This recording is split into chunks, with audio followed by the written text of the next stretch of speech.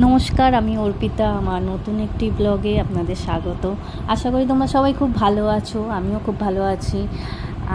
আজকে কালকে রাত হলেই আমাদের ভোট পুজো, মানে আমরা সকলে ভোট দিতে যাব। আমাদের শ্রীরামপুরের এদিকটাতে হুগলিতে আমাদের কালকে ভোট। তাই বিকেলবেলা এখন 5টা বাজে, তো ব্যালকনিতে এলাম, হঠাৎ দেখছি এরকম 2-3টে বাস যাচ্ছে।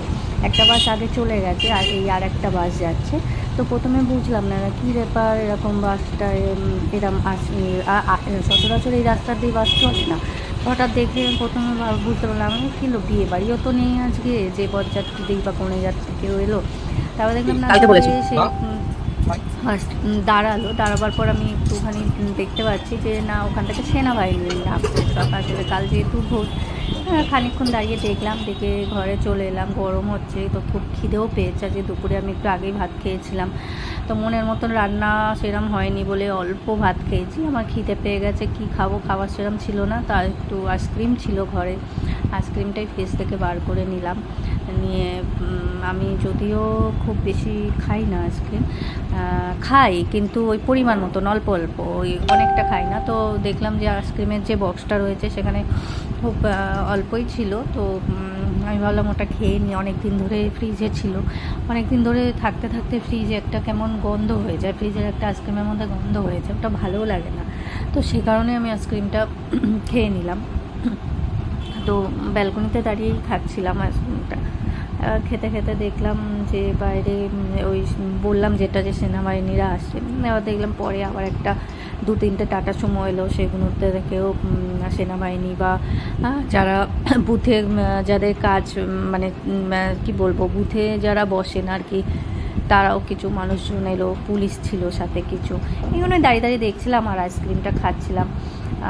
এই যে রাস্তায় দিয়ে যে কত লোকজন যাওয়া আসা হচ্ছে, যেটা বললাম ওই বাস 2-3টে বাস পরপর আসছিল, তো সেখান থেকে নেবে সেনাবাহিনীরা যাচ্ছে। যাই হোক, তারপর ছেলে বায়না করেছিল লস্যি খাওয়ার জন্য, তো ওকে ম্যাঙ্গো লস্যি বানিয়ে দিয়েছিলাম, সেটা ফ্রিজে রেখে দিয়েছিলাম। তো এখন একবার ওকে ফ্রিজ থেকে বার করে ঠান্ডা হওয়ার জন্য রেখেছি, তো বার করে ওকে দিলাম। আর আইসক্রিমটা যেহেতু আমি সবটা খাইনি, কিছুটা ছিল, তার থেকে কিছুটা আইসক্রিম ওতে মিশিয়ে দিলাম যাতে টেস্টটা আরও ভালো আছে। তো ওকে দিয়ে আসি, ও খাক। আর এদিকে সন্ধে হয়ে গেছে, বাবা এসেছে।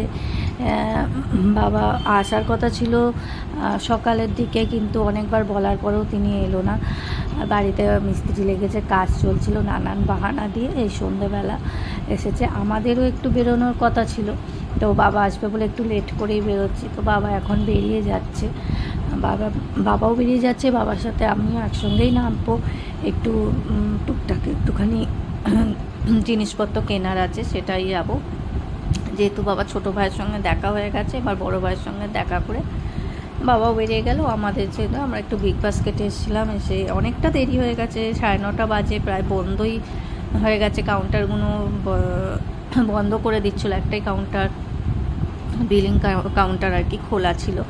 তা এদিকে এসিগুলো সব বন্ধ করে দিয়েছিল, বন্ধ হয়ে যাবে বলে বেশ গরম লাগছিল। আর আমিও সময় কাটাবার জন্য জিউকে এই গাড়িতে বসে একটু গাড়ি চাপাচ্ছিলাম। যাই হোক, এখন হচ্ছে পরের দিনের, এটা হচ্ছে আর পরের দিনের সকাল। এখন 11টা 11:30 মতন বাজে। মাসিকে ফোন করেছিলাম, কেননা আজকে মাসিমা আসেননি, মাসিমার ওখানেও ভোট আছে। তো মাসিমা বলেই ছিল আসতে পারবে না, আমিও জোর করিনি, কারণ জোর করলে উনি চলে আসতো। ওনাকে যদি আমি আসার কথা বলতাম, উনি চলে আসতো। আমি দিলাম ভোটের দিন, উনি মানুষ একা একা আসবেন, বয়স্ক একটা মানুষ, গণ্ডগোল হলে হতেই পারে। সেই কারণে আমি বললাম ঠিক আছে, আসতে হবে না, আমি যেরম করে হোক চালিয়ে নেব। তো সকালে ওকে নিয়ে একটু খেলছিলাম। এখন স্নান টান সবই ওর মোটামুটি হয়ে গেছে। মাসিকে ফোন করেছিলাম, মাসিও বলছে বেরোবে। মাসি ভোট দিয়ে আমার এখানে এলে আমি মাসির কাছে ওকে রেখে ভোট দিতে যাব। এদিকে দেখছি জানলা দিয়ে বেশ মেঘলা করে এসেছে, তাই ব্যালকনিতে গেলাম। 1 ফোঁটা 2 ফোঁটা বৃষ্টিও পড়ছে, মনে হচ্ছে বেশ ভালো রকমই হবে, কারণ আকাশে বেশ ভালো রকমের মেঘ হয়েছে, পুরো চারিদিক দিয়ে কালো হয়ে এসেছে।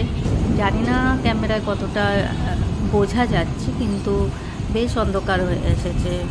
এখন মাসিকে ফোন করব, আবার দেখি মাসি কি বলে, কখন আসবে। মনে হচ্ছে না যে যে ওয়েদার, বৃষ্টি ভালোই হবে। আর আমি বোধহয় ভোট দিতে যেতে আজকে পারবো না, যা মনে হচ্ছে। মানে এই বৃষ্টি এলে সহজে থামবে বলে মনে হচ্ছে না। দেখা যাক লাস্ট অবধি কী হয়। আর আমার বাড়ির উল্টো দিকে একটা আম গাছ আছে, আম গাছে দেখো কীরকম ঝুলছে আম গাছটার আমগুলো, দেখো কীরকম ঝুলছে। ভালো, প্রচুর আম হয় প্রতি বছর। আমি যে বছর মানে যবে থেকে এখানে আছি প্রতি বছর ভালো আম হয়। যাই হোক, মাসিও এসে গেছিলো, আমার ভোট দেওয়াও হয়ে গেছিলো, ভোটের ছবি, ভোট দিয়েছি তার ছবি তোলা হয়ে গেছে। এবার সন্ধ্যা, এখন 8টা বাজে, মাসিও বেরিয়ে গেল। মাসি বেরিয়ে যাচ্ছে বলে আমি ব্যালকনিতে এসে দাঁড়ালাম। দাঁড়াতেই দেখলাম যে মাসি ও টোটো পাবে কিনা সেটা দেখার জন্য। এখন দেখছি যে ভোট হয়ে গেছে, যে ব্যালট বক্সগুলো নিয়ে যায় সেগুলো সব নিয়ে আমাদের ইন্ডিয়ান আর্মিরা রয়েছে, কিছু লোকজনও রয়েছে তাদের সাথে। যে বাস দুটো সেই সকালে দেখাচ্ছিলাম আপনাদের, মানে সরি সকালে না, আগের দিন বিকেল, মানে কালকে বিকেলে দেখাচ্ছিলাম, সেই বাসগুলো রয়েছে। এবার যাই হোক, এরকম করার পর আমি একটুখানি একটা দুটো রিলস বানাবার ইচ্ছে হলো, সেই রিলস একটু বানিয়ে নিলাম। নিয়ে বেশ অনেকটাই রাত্রির, এখন 9টা 9:30 বাজে। যাই হোক, এবার আমিও জিয়ানকে ডিনার করাবো, ঘুম পাড়াবো, তারপর আমরা করবো, আমরাও খাওয়া দাওয়া করবো, দিয়ে তারপর ঘুমোবো। এই করতে করতে রাত্রির কখন যে 1টা বেজে যায় আমি নিজেই বুঝতে পারি না, গাছে জল দেওয়া থাকে। যাই হোক, তোমরাও ভালো থেকো, গুড নাইট।